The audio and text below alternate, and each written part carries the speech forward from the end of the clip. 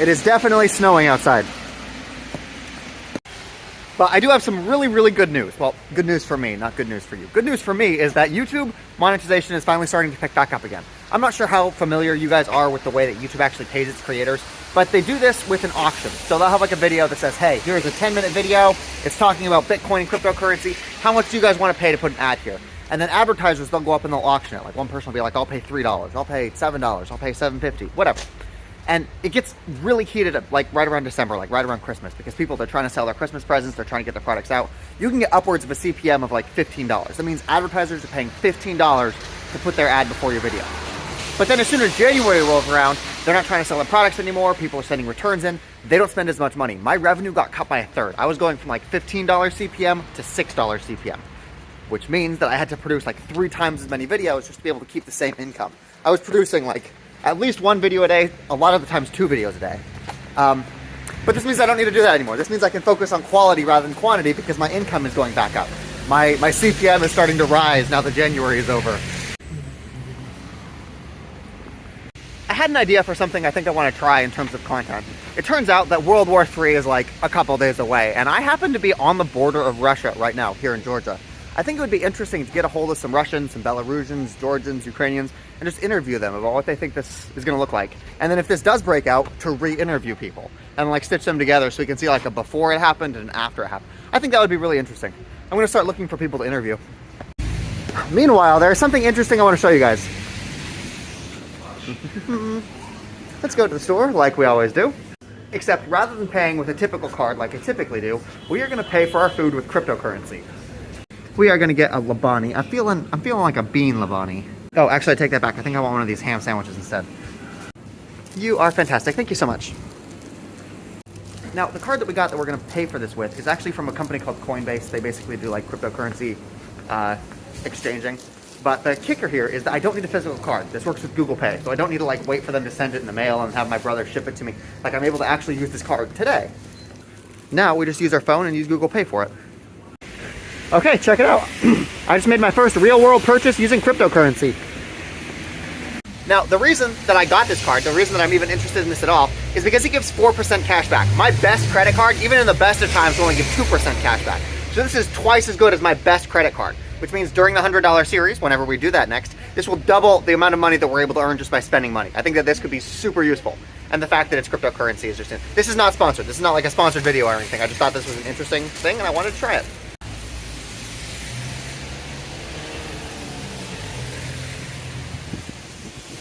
This card would not work in a place like Lebanon because Lebanon doesn't accept credit cards.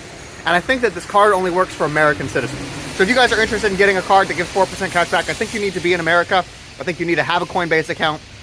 And then, yeah, buy like cryptocurrency, USDC, Tether, whatever.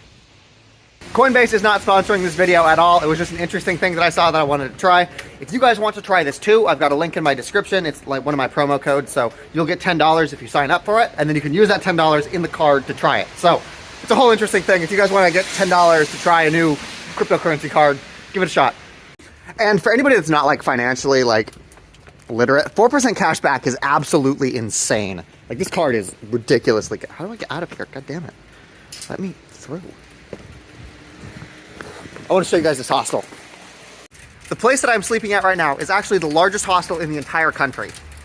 You can see that this place used to be a warehouse. Like it is massive.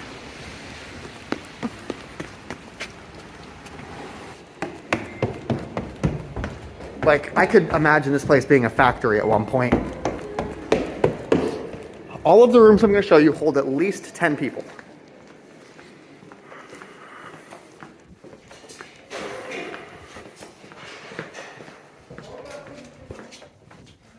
All of these rooms. And there's 3 floors of this, I think.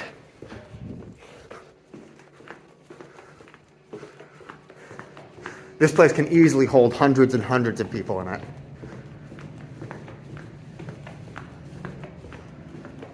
This was $8 a night, by the way. The room is pretty large. You can see this is my bed right here. Yeah, so there was an earthquake last night, and I didn't even know it was an earthquake. I thought there was just like a person on the top bunk just like moving around. But yeah, there was an earthquake here last night. They've got lockers for you to do lockery things. Yeah, I would say that there's 300 plus people in this room. But the fact that I remembered that there was an earthquake last night is bad for you guys, because I am absolutely putting that in the title of this video. Something like, earthquake last night. You guys are going to get in the video, you're going to watch it, and you're going to be disappointed that you don't actually get to see the earthquake, you get to hear me talk about the earthquake. Yeah, so clickbait, there we go. I'm actually looking at the website of the hostel right now, and it looks like if we book on their website directly, they'll give us 1 night for free and breakfast. So I think that's what we're going to start doing. I think we're going to book on here, book 2 nights, and then get a 3rd night for free. Let me take you guys on a tour. They've got like all kinds of like retro stuff here, bookshelves, outlets. I think these might be microscopes. Oh, that's kind of cool. I don't know how to use them, but nifty nonetheless. Today is going to be one of those days where I post 2 videos, except I'm actually doing something a little bit different. I know that it looks just ridiculous, but I'm actually going to try doing like a real clickbait thumbnail thing that you'll see regular YouTubers do. So I'm going to try this and see how it turns out. Clickbait makes the world go round. We are going to go get some food. I'm just going to walk in front of this car right here and hope that they let me walk. There we go, good.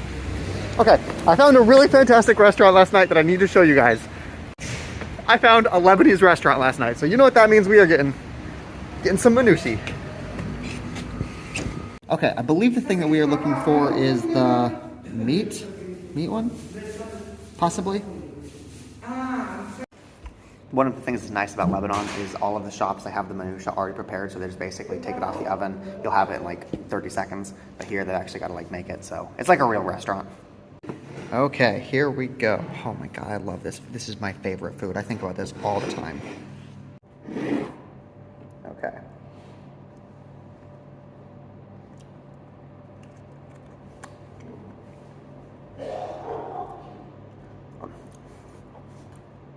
So it's basically like pizza, except instead of sauce, they just have like bread, and there's like lemon and then meat.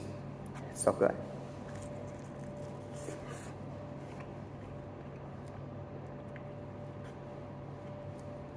They are also a lot more expensive here. You could get something like this in Lebanon for like 50 cents because of the inflation and whatnot. But here it's $4. I imagine it would be a lot more expensive if you tried to get this in some place like America.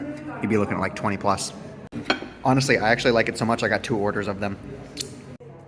And I'm also going to eat the lemons. I love lemons so much.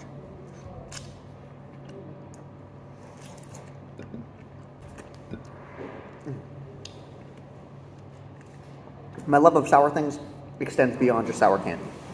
We are heading back to the store because I want some snacks. And I found that one of my favorite snack foods here is actually these little rice cakes. Oh no, that is my favorite rice cakes. I like the white ones. I guess these are kind of white. Okay, there's a particular brand that I know that I like, and I don't want to risk it with a different brand. Whatever, I guess we will try Dr. Grain rice cakes.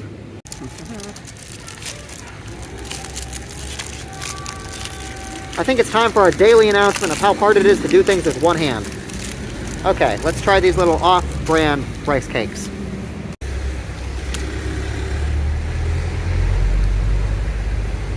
They don't taste like popcorn the same way the other ones did, but they're fine. Yeah. Holy shit, somebody left like a big loaf of bread here. I'm gonna be... This is what you get for leaving food in the hostel. I've learned that if I did this, it would get stolen, so like this is fair game. No, I'm kidding. He offered it to me before he left, but I thought he was talking about like a slice of bread. I didn't actually look at it, but then I saw this, yeah. He offered it to me, so I'm justified in that, I think. Hey, that is the first store that does not accept cards. Of all of the stores I've been to, they've all taken my card except that one right there. It sells bread. So that means no bread for us. I don't want like a loaf of bread. I want like fresh baked bakery bread. Oh my god, that is another bread store right there that does not accept cards. Holy shit, what is this part of town that makes them not want... I want bread. So instead of bread, I settled on some new sour ropes. These are Sour Blast Fizzy, and they're absolutely terrible. They are not even sour at all. I'm actually gonna throw them away. Like, I don't want the calories from this, and they're not pleasant enough to eat. So I'm actually doing something kind of crazy today. I'm actually uploading 3 whole videos. This is my first time ever uploading more than 2 videos. But first I'm uploading the video showing you guys how to download things from Instagram and Snapchat. Then I also took all of the episodes from the Living on $100 season in Poland, I compiled them together, and I put them on YouTube. I want to see how that does, because A, that lets me reuse content. I've already got content up there. There's been a whole lot more followers since then, so I imagine a lot of people haven't seen the Poland series. And I get to potentially try a new format, because that's like 40 minutes long. I really want to see if YouTube pushes a long video more than it pushes 7 really short videos. So this is just a great experiment. I want to take a look at how this does.